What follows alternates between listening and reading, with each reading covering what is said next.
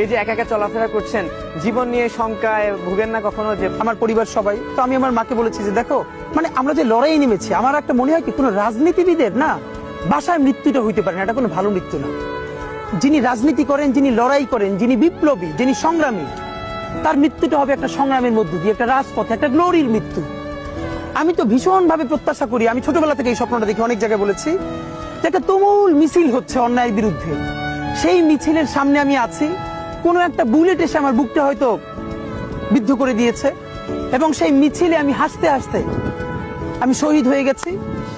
এবং সবাই যখন মৃত্যুটাকে ভীষণ ভয় পায়, আমি তখন হাসতে হাসতে আল্লাহর কাছে ভীষণ সন্তুষ্টি নিয়ে পৌঁছতে চাই যে আমি একটা ন্যূনতম ওই জীবনটা লিড করতে পারলাম, যে আমি একটা ইনসাফের হাসি নিয়ে আমি আমার আল্লাহর কাছে পৌঁছতে চাই।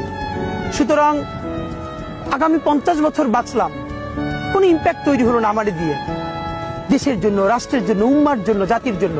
কিন্তু আমি ধরেন 5 বছর বাঁচলাম, সেটার মধ্য দিয়ে যদি আগামী 50 বছরের ইম্প্যাক্ট তৈরি হয়, তাহলে অনেকদিন বেঁচে থাকায় কি সাফল্যের বলেন?